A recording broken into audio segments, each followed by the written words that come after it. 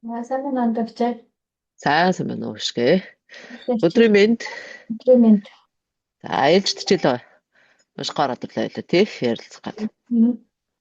Эцаа. За 71 онд энэ доктор Денис Реген гэдэг сэтгэл зүйчийн аа, туршилтан дээр тулгуурлаж гаргаж ирсэн судалгаа байдаг гэдэг байгаа.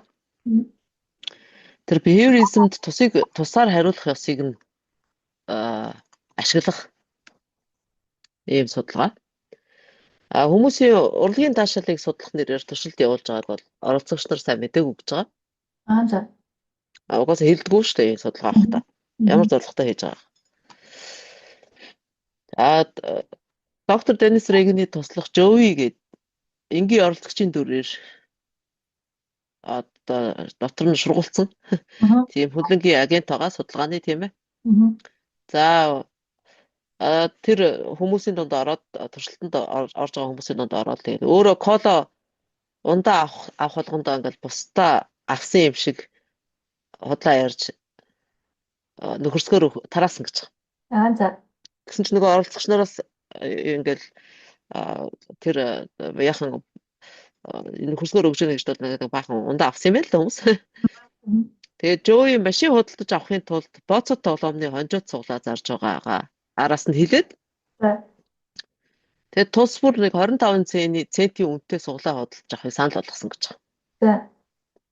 Тэгсэн яг нөгөө Жоуигээс кола өгтөнд татгалзалгүй авч уусан хүмүүс бол колог нь авахгүй татгалзсан хүмүүсээс бүр 2 дахин их хэмжээний суглаа худалдаж авсан гэж байгаа. Тэгэхээр чи юу хэлээд байна гэхээр ингээд энэ үр дүн бол ер нь хүмүүсийн Жоуидны дуртай үгүй дургүй байсан тэрээс хамаагүй гэж огтхон ч хамаахгүй. Ярны ариу өдөр яваад штэ. Тий нөгөө суглааг нь авсан учраас л тэгж авч тий юуг нь колог нь авсан учраас суглааг нь авч байгаа тийм. Тэгэл судалгаад ер нь хүн ямар нэг хүний өгсөн юм эсвэл тусалцааг нэгэнд авсан бол тэгэл өөртөө таалагдсан таалагдаагүй байсан ч гэсэн хариу тус барь тийм байна гэж баталсан гэж байгаа. За Германы Eibsfeld гэдэг судлаач дэлхийн 2 дугаар дайны үед нацист Германы нэгэн тагнуул тохиолдсон явдлыг бичсэн. Энийг бол бас энэ тусыг тусаар хариулахын их хүчий одоо ямар хүчтэй болохыг харуулдаг гэрчин гинэ. Нацист Германууд нуувчтай тулааны үед дайсны талын нууч руу нэвтэрч ороод тэгээд цэрэг олзолж ирэхээр бэлдсэн тусгай тагнуулууд явуулж исэн гэж байгаа. Гэсэн нөгөө хоёр фронтын галын дундор мүлхэж дайсны нуувчанд хурж очих шиг тийм бэрхцэл үгүй шүү дээ ер нь яагаад ч утсан тийм. Тэгэл ийм онцгой тагнуул ингэж мүлхэж арай хийж явж байгаа л нэг дайсны нуувчанд хүрээл. Тэгэл хоолоо идчихсэн цэрэгтэй мөргөлдсөн гэж байгаа. Тэгэл гартаа таалах дашмагтай ус барьсан цэрэг яаж чадахгүй зэвсгээ хаяал гараа ургал бууж өгсөн. Тэгэл дайсны цэрэг Герман тагнуулд ингээ гараа ургацсан байжсэн. Нөө дайсны цэрэг олзлогдож байгаа шүү дээ тийм үү? Тэг чинь нөө Герман тагнуулд ингээл талхтаа гараа ингээ сунган өгсөн гэж байгаа. Сунгаал барьсан байгаа өөдөөс нь. Тэгсэн Герман тагнуул хүүхдийн шиг тийм өөрийн мэдлгүй хийсэн үйлдэлт нь зүрхэн шимшрээд. Тэгээд тэр цэргийг олж чадахгүй буцаж ирээд дарга нартаа хатуу ширүүндэр шийтгүүлсэн гэдэг. Яаж чадаагүй явуулсан юм байна л да нөгөө ч яваад гисэн юм л да олзлохгүйгээр тий яасан гэхээр тэр зүрхтгэлд нь хүрсэн биз дээ тийм үү? Хүүхдийн шиг тий. Тэгээ энэ тгийн Hare Krishna Society гэдэг нэг юм байд та. Тий. Hare Krishna-гийн нийгэмлэг гэдэг. Энэ шашны байгууллага бол Америкт 1970 оноос эхлээд тархсан. Эхлэхдээ бол ингээд гудамж зээлийн газарт хүмүүсээс хандив цуглуулах гад уурын хүргээд чаддгүй байсан байгаа. Олигтой хандив цуглуулж чадахгүй. Тэгээд Америкийн цагаан арьснууд бол арьс өнгөөр нь орохгүй тэр өмссөн зүснээр хүртэлж ирэх гэсэн. Юу хандив өргөхтэй мантай. Тэгсэн Hare Krishna-гийнхан behaviorism-ийн зарчмаар гудамжинд хүмүүст Бхагавад Гита гэдэг нэг эртний энтгийн хинду шишинтний дов гэдэг штэ. Тийм домог өгөөд тэгээд Back to Godhead гэсэн юм юу памфлет гэх юм уу одоо тарах хуудас гэдэг тийм. Тэр хуудасныхаа эцэст нэгэд хандаа өргөхийг хүссэн бичгтээ ийм сэтгүүл шинэхэн цэцэгтэй цуг барьсан гэдэг байгаа хүмүүст. Тэгээ тэр нь бол маш их амжилт авчирсан. Барууны орнууд тэгээд Америкийн нэгдсэн улсад нийт 321 Харе Кришнагийн нийгэмлэгийн төв байгуулагдсан. Эдгээр газар бизнесийн нэгж байгууллагуудтай гэж байгаа. За тэгээд барууны хүмүүс бол явандаа тэдний тэр эхлээд худлаа цэцэг өгж бэлэг өгж байгаад тэгээ гуйдаг арга залыг мэддэг болоод тэгээд тоохоо ялцсан гэдэг юм л та. Тэгээд онгоцны бодол үүшгэний төвийн үүдэнд бол тэр хинтүү хувцастай хүн харангуйтал тойрол явдаг болсон гэдэг. Энэ биеризмийн тусыг тусаар хариулах ёсоор хөшүүрэгдэж хүн ашиглах аргыг институтууд маш овчноор ашигласан. Тэгээд одоо ялангуяа энэ судалгааны институтууд хүмүүс дээрээс ингээд $5 чектэй судалгааны асуултууд шуудангаар тогтоодоо явуулдаг гэж байгаа. Тэгэхээр ийм судалгааны асуулттай тогтоо авсан хүмүүс бол барагтаад тэр хүслэгтийг бөглөөд хариу явуулахгүй нэ гэж байдгүй гэж байгаа. Тэр $5 чект ирсэн юм чаа. Тийм шүү дээ. Тэгээ энэ ёс ерөөсөө ингээд нийтийн олонны газруудаас аваад улс төрийн дээд чатны мяндагтнуудын дуртай арга болсон. Зөөгч нар үйлчлүүлэгчдэд ингээд нэг тооцооны хуудас бох гатаа чихэртэй өгдөг тийм. Тэгэхээр нөгөө үйлчлүүлж байгаа хүмүүс нь хариуд нь ердийнхөөс агуухан цайны мөнгө өгдөг гэж байгаа. 63-аас 69 онд Америкийн ерөнхийлөгч байсан Линдон Джонсон гэдэг маш олон хуулийн төсөл амжилттай батлуулсны нууц нь яг л ийм арга барил дээр тулгуурсан байдаг. Олон жил Texas мужийн сенатор байсан ийм хүн. Тэгээ конгрессийн гишүүдийг янз бүрийн ач тусаар өөрөөсөө хараад болгосон байсан. Одоо манайхны нэг юм найраны юу шүү дээ. Одоо ингээл гэдэг тий. Тэгээ одоо ерөөсөө танил талгүй тухай татахгүйгээр юм бүтээн гэж ерөөсөө байхгүй тийм. Тэгээ хахуулгүй юм гэж ерөөсөө байхгүй болсон. 77-аас 81 онд бол Америкийн ерөнхийлөгч байсан Жимми Картер анх нөгөө сонгуулийнхаа ураагаар бол би өстө хинт ч өргүү гээл. Тэгж гарч ирсэн баа. Тэгэл олон санал авсан. Тэгээ сонгуульд ялсан. Тэгсэн чинь тэр нөгөө намынхнаас нь зонхлон суусан конгресс тэрний тэр хууль батлуулах төсөл хөтөлбөрүүдийг нь ерөөсөө дэмжээгүй гэж байгаа шүү дээ. Жимми Картерыг. Яагаад тэгвэл тэр ерөөсөө Капитолд олон жилийн өмнөөс нэвтэрч өөрийн хүн болж амжаагүй устөрч байсан. Тэгэхээр Жимми Картерт бол тэр Линдны дайны ач тусыг нь хүртсэн те. Тэгээ өөрийгөө өөртөө гэж үздэг тойрон хөрөөлөгч нар байгаагүй л гэсэн үг байхгүй. Нэтворк мутаа нөхөмсдөгчтэй. Тэгээ сүлжээ мутаа нөхөрс. Тий. За жирийн нэг дуудлаа орж ирээд тах энийг унтраач. Бичлэг маань зүгээр явж байгаа тийм. Энийг ер нь гаднаас орж байгаа чимэг болгочихвол ярина яа гэм бол. Тэгэл бид тэрт ямар ч нөлөө авахгүй шүү дээ тийм ээ. Яг үнэ. Ер нь тэгчих хэстэй байсан байна. Сайн мэдж авлаа. За. Ингээ өөрийнх нь намынхнаас суусан хүмүүс гэдэг байгаа шүү дээ. Конгресс их байсан гэдэг байгаа тийм үү? Зонхлон суусан гэдэг байгаа шүү дээ. Тэгсэн мөрчлөө Жимми Картераа дэмжээгүй. Хуулийнхын төслүүдийг батлахад дэмжээгүй. Яагаад тэгэхээр ерөөсөө Линдны дайны тойрон хөрөлөгч нар байхгүй. Тэгээд улс төрд бол ерөөсөө авилга хэл ахуулгүйгээр ажиллах боломжгүй байдаг гэдгийг л одоо энэ Influence гэдэг номонда Хялдины хэдийн янзаар тайлбарлаж бичсэн байгаа. Тэ? Тэгээд энэ Жимми Картер хэллээ шүү дээ, тэ? Би хинт ч өргүү гэж хэлж гарч ирсэн гэх тийм. Тэгэхээр улс төрчнөр бол сонгуульд оролцохдоо ингээд би хинээс ч хараад биш хинт ч өргүү гэж ингээд хэлэх ийм бичгийн явдал бол маш их түгээмэл тохиолддог тийм ээ. Гэхдээ энэ болгонд бол Хялдины хөхнөд нь хурж идэг гэж байгаа байхгүй. Тэр нь шуудлаа юм гэж аахгүй. Америкийн корпорациуд бүтээгдэхүүнийхад ингээд дээж сорцыг амсуулж байгаа нэрээр тийм үү? Тэгэл танилцуулах нэрээр худалдан авахч ургалдаг. Бас л нэг ийм аргатай гэдэг байгаа. Энэ тусыг тусаар хариулна гэдэг юм дээр юмыг ашиглаад байна шүү дээ. За анх одоо байрныхаа хонголд ажиллагаагаа эхэлсэн Amway гэдэг нэг юм байна. Одоо энэ нэг Монгол Америк хийж байгаа монголчууд гэрээдээ тэгэл Монгол руу нэг анхаа Amway-гийн юмнууд явуулна шүү дээ. Тэгээ анх гарч ирсэн ийм амжилттай болсон юу арга нь бол баг гэдэг нэртэй. Баг хорхоо. За. Тий. Англиар нөгөө баг гэдэг шүү дээ хорхоо. Цог хорхоо тий. Энэ цог хорхоо нэртэй хүмүүст хэрэглүүлж үзүүлэх юм сорцны багц гэж байгаа. Ийм арга. Жилийн 1.5 тэрбум $1 эргэлттэй корпорац болгож өсгсөн гэж байгаа шүү дээ. Амбэг дөнгөж байгуулагдал тий.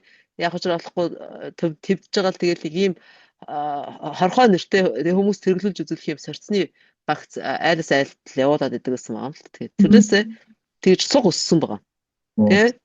Амбэгийнхэн the most fantastic retail idea we've ever had гэж хашгиралдан алга ташчихсан гэж байгаа.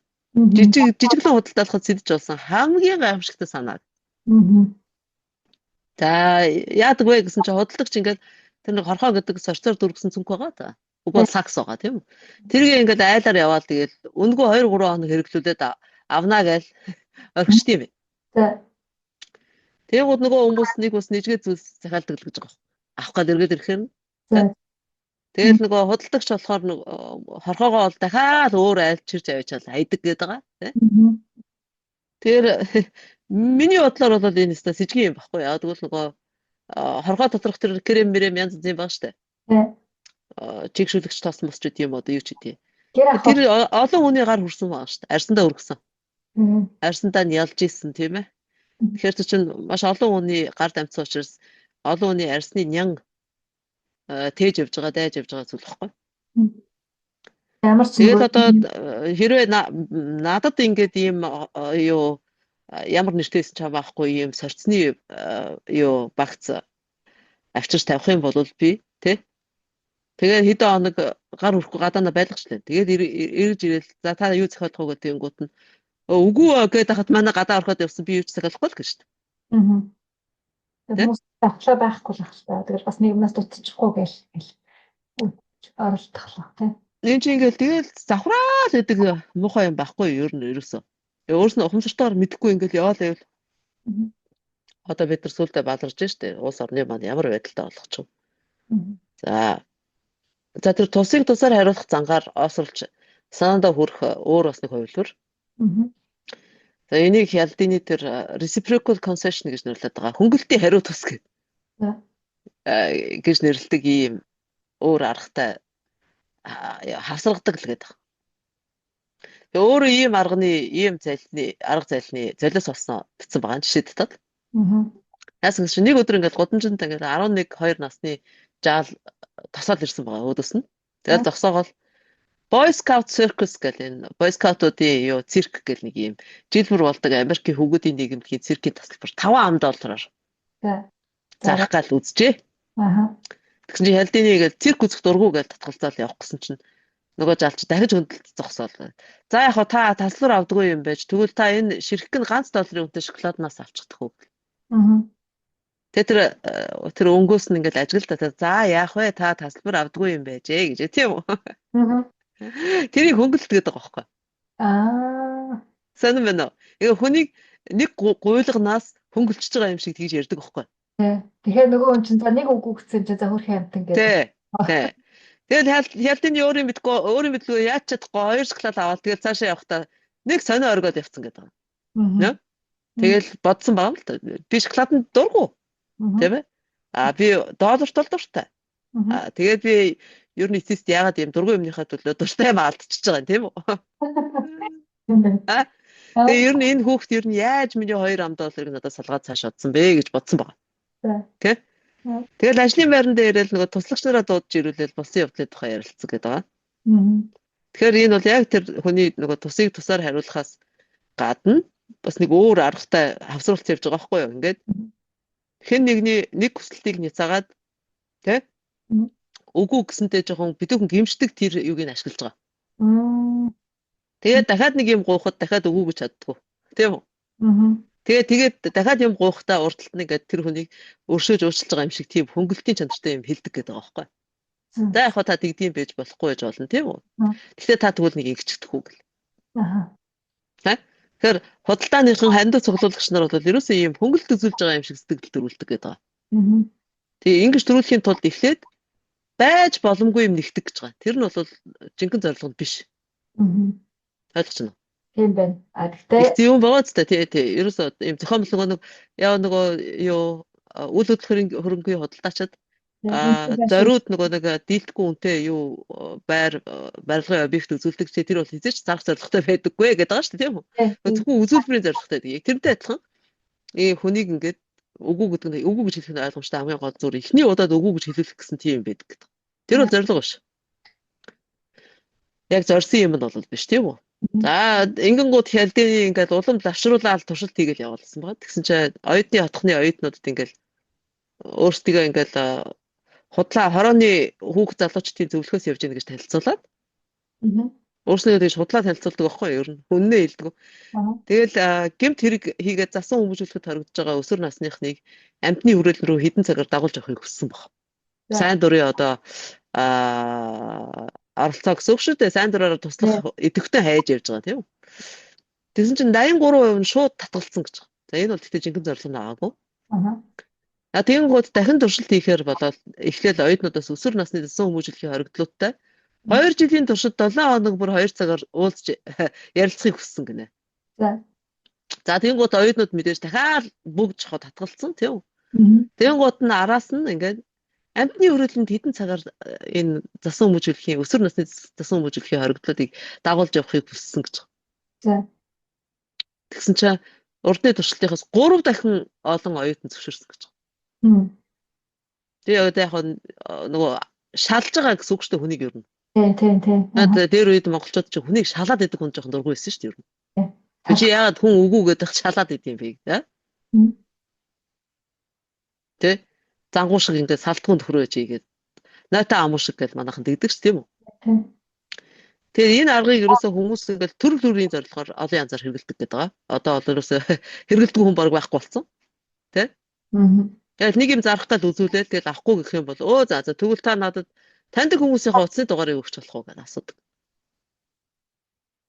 Тэ? Энэ ингээд тий нөгөө хөнгөлтийнхаа хариу утсыг нэгж байгаа байхгүй юу? Одоо яг хоо за та надаас авахгүй гэж болно гэж хөнгөлчихж байгаа шиг болж штэ. Тэгшээд арангуудаа ардаас нь та нөгөө таньдаг хүмүүсийн утасны дугаараас өчтдөх үү. Муухай аваад тэ. Тэгэл цаад хүн гээл энэ хүн хөнгөлтийг одоо тусаар хариулах хэрэгтэй байхгүй юу? Намайг хөнгөлж өгж байгаа учраас би тусаар хариулах хэрэгтэй. Цаад зарчмын тийм ээ. Ууд дараа. Хүмүүс тэгээд ихэнхдээ ингээд дахиад өгөө гэж хэлж чаддгүй. Тийм учраас тэр таньдаг хүмүүс найз нөхөд эсвэл садан төрлийнх нь утас шүмбсийг ийм аргаар загасчилж авдаг гэдэг байгаа. За яг хүмүүст ер нь инээдтэй санагдаж мэдхээр ийм нэг жишээ. Америкийн улс төрийн түүхэнд бичигдсэн гэхдээ хамгийн шившигтэй тэр Watergate-ийн хэргийг мандуулж дөнгөсөн гэж байна. Яг одоо битэрийн жишээнүүдийг ингээл хүмүүс сонсоод яг нэг шалдар бүлдэр юм байл гэж бодно тийм үү? Гэтэл энэ чинь бүр ингээд улс төрийн дээд түвшинд яасан хэрэгэлдэг систем болсон шүү дээ. Амар том шившигтэй Watergate-ийн хэргийг хүртэл мандуулж дөнгөсөн байгаа байхгүй. За юу болсон бэ? Америкийн улс төрийн дээд түвшний этгээдүүд энэ арганд өргөтүүлсэн. Тэ? Тэгэхээр энийг бид нар мэдэж авах юм бол энэ арга ямар хүчтэй гэдэг нь ойлгомжтой болж ирнэ. Ерөөсөө зүгээр нэг юм тулга тарсан өдөр тутмын юм жижигхэн зайлм их гэж ойлгож болохгүй байхгүй. 72 оны ерөнхийлөгчийн сонгуульд Америкийн бүгд найрамдах намынхан Ричард Никсоныг ялуулах гээд болохгүй арга хэмжээ талталс авч ирсэн байгаа. Тэгээ ардчилсан намаас нэр дэвшигч тэр Жорж Макговерныг Никсонтой өрсөлдөхөд нь шахалтаар одоо янз янзын зохион байгуулалттай операцнууд явуулж байгаа шүү дээ. Тэгээд тэрнтэй өрсөлдөхөд хүргэх тийм төлөвлөгөөтэйсэн баггүй. Жорж Макговерн нь болохоор Никсоныг дийлэхгүй тийм сул дорой өрсөлдөгч гэж үзэж байгаа тэд нар тийм ээ. Никсны сонгуулийг бол гардан зохион байгуулж исэн баг нь Джон Мичел, туслах ажилтнанд Жеф Макгрудер, Фредерик Лару гэдэг ийм 3 хүнээс бүрдэж исэн гэж байна. За Гордон Лиди гэдэг улс төрийн хор найруулагч агент тэдэнд ингээд 3 удаа ардчилсан намын бодлого боловсруулах зохион байгуулах гол стратегч Лоренс О'Брайен гэдэг ийм улс төрчийн албан тасалгаанд хаалгыг нэвдэж орж нууц тандагч багж байрлуулах төслийг санал болгосон гэдэг. Тагнуулын ажил хийх гэдэг шүү дээ тийм үү? Улс төрийн хорн хариулж мэргэсэн нэг агент байсан гэж байгаа. Гордон Лидигээ энэ юуны Никсоны сонгуулийн ажлыг одоо зохион байгуулж исэн багийнханд ийм санал болгоод байна шүү дээ. Тийм ээ. Тэгсэн эхний удаад ингээд албан тасалгаанд тандагч багж суулгахаас гадна улс төрийн туслах ажилтнуудаас нь барьцаалж авах. За дээрэмдэх мөн бие өндөгч огтор үйлчлэх тийм усан онгоцтой аялалд урьж өргөдөх. Энэ 3 янзын операц багтаасан 1 сая $1 төсөвтэй төсөл байсан байна. Тэгс нөгөө Джон Мичел, Жеб Макгрудер зөвшөөрөөгүй гэж байгаа. Үгүй гэж татгалцсан байна. Тэгсэн чи дараагийн удаад төлөлгөөг бол нэлээд танаад ингээд хагас сая $1 төсөвтэйгээр батлуулах гэж дахиад ороод ирсэн. Тэгс чи дахиад няцаагаал явуулсан. Тэгсэн чи сүүлчийн удаад бол $250,000 төсөвтэйгээр санал болгоод тэгс нөгөө хоёр ажилтан зөвшөөрсөн гэдэг байгаа шүү дээ. Тэгээ энэ нууц операц нь тун удалгүй задраад Америкийн улс төр цунами гэж болохоор хямрал дагуулсан байхгүй. Watergate-ийн хэрэг. Никсон өрсөлдөгчийнхаа намынх нь одоо байр майранд ийм тагнуулын ийм сонсох аппаратнууд суулгасан байсан байна гэл. Тийм ээ? За тэгээ хэрэг мандангууд ингээд баригдсан тэр Жеб Макгрудер гэдэг байгаа тийм үү? Тэр хүний тэр мөрдөн байцаагч төгсөн мэдэгдэл бол бусдынхаас хамаагүй ил тод дэлгэрэнгүй болсон гэж үздэг гэж байгаа. Юу гэж хэлсэн гэсэн чи ингэсэн 3 дахь удаагийн уулзалтан дээр энэхүү саналыг эрс эсэргүүцж ийсэн ажилтан Фредерик Ларун байж исэн гэдэг. Сонгуул зохион байгуулах багийн 3 гишүүний нэг болох тэр Фредерик Лару өмнөх 2 удаагийн уулзалтанд оролцож байгаагүй. Тийм учраас тэр хөнгөлтийн хариу тус хэмээх сэтгэл зүйн нөлөө тусаагүй. Тэгээ шууд зөвшөөрсөн. Үгүй энэ болохоор зөвшөөрөхгүйсэн байгаа байхгүй юу? Энд нөгөө түрүүчийн 2 гуйлтан дээр байгаагүйсэн болохоор. Байхгүйсэн. Тийм. Тэнгууд тэр урд нь олж өнгөрсөн 2 удаагийн уулзалтанд байгаагүй тэр нөхөр Гордон Лидигийн тэр солиотой саналыг бас л яг адилхан ганцаараа л эсэргүүцсэн байгаа юм л та тийм үү. Гэтэ ганцаарчихгүй. Тэгсэн чинь нөгөө багийн нөгөө 2 гишүүн нь болохоор зөвшөөрсөнд бол маш их гайхаж ирсэн гэж. Ямар солиотой юм бэ гэж уурлж ирсэн гэж. Тэгээ нөгөө чаалсан байгаа шүү дээ. Энэ сонссон өмнөх 2 дийлийг нь үгүйт няцаац угаас байгаа шүү дээ. Тий тэр хоёрыг тэгсэн байгаа гэж бол мэдэхгүй байхгүй. Тэгээд Гордон Лиди хөнгөлтийн хариу тус хэмээх тийм сэтгэл зүй аргаар Никсний сонгуульд одоо сонгуулийн сурчлагаа удирдах ажиллаж исэн багаар ингээд солиотой ажиллагаагаа зөвшөөрүүлж чадсан байгаа. Тэгээ эндээс үзэхэд бол энэ арга хүнд зөвөр нэг циркийн тасбар зарах мөхөлд зарах тий бооцоод тоглоомны хонжир суулгаа төдийхийн жижиг сажиг зүйлс зарахаар хязгаарлахгүй гэж байгаа. Тийм байна тий. Улс төрийн маш өндөр түвшинд явагдаж идэг залт ажиллагаанд хэрэгжилж идэг аюултай үр дүнтэй хэмжээлшгүй гайтай үр дагуулдаг арга хэмжээнүүд. Ийм арга барил. Тэгээ Хялдинигийн үдснэр бол сэтгэл зүйн цоорхоог ингээд гадны нөлөөнд улам найртай болгож өгдөг ийм шинж чанартай гэдэг. Энэ аргыг тийм ээ. Ингээ хүмүүс эхлээд ингээд байж боломгүй хүсэлтнээс татгалзаал. Тэгээ шалаа салахгүй байгаа талынхаа дараагийн хүсэлтийг зөвшөөрчдөг. Өөрийгөө зөвшөлтсөлд одоо хувь нэмэр оруулсан гэж боддог гэдэг байгаа шүү дээ бас. Өөрийгөө одоо сайшааж боддог байхгүй юу? Тийм учраас одоо бүр тэр тухайн явдал одоо задраад бүтлгүй болоод ямар нэгэн одоо муу үр дагавар дагууллаа штэ. Тэгхийн бол тэр гүйцэтгэх хариуцлагын мэдрэмж одоо юу гэдэг үүрэхэд тийм үү? Одоо гүйцэтгэх хариуцлагыг үүрэх тэр зах ёсны мэдрэмж өөрсөнд нь бас төрж идэг гэдэг их сонь бооцтой. Тий. Энэ чи юу гэсэн үг вэ гэхээр ерөөсөө нөгөө төгөр өөрийгөө өргөмжилж хуурж байгаа явдал байхгүй. Үгүйгээд хэлчихвэл би муу болчихно гэдэг. Тэгээд сайн тиймгээ хэлчихвэл өөрийгөө за бас гайгүй яваад байна. Би гайг болчлаа гэж боддог байгаа гэсэн үг шүү дээ бараг тий. Тий. Яста нөгөө гар өхөр бугуу барьлаа гэж ярьдаг тий. Тий. Ийм хэцүү хүмүүс байгаа шүү дээ ерөөсөө. Ингээл алхамд тааруулж байгаа. Тэгээ ер нь бид нар яагаад өөртөө лайтай юмтай орооцолдог вэ? Маш сонирхолтой асуулт. юм байна. За хоёлаа цаг маань болж байгаа бох тийм ээ. Бараг болчихсон юм. Тэгэхээр хоёлаа дараа нь үргэлжлүүлээд ярий. Дараачийн ярилцлага та. Дараачийн ярилцлагт бол ингээл ер нь манай Монгол ардын сайхан хүүхнүүд идэв шүү дээ. Нэг ч ерөөсөө манай ард түмэн мэдгүй биш мэдээл ирсэн. Одоо сүүлийн үе залуучууд энэ behaviorism чиглэлээр ингээд сураад тэгээд нөгөө нэг юм баахан Есүс Христийн сүмүүдийн одоо тэтгэлгээр ч гэдэм үү сурж мурсан учраас тэр сүм өмдөө явдаг тийм байдаг. Christian гэл.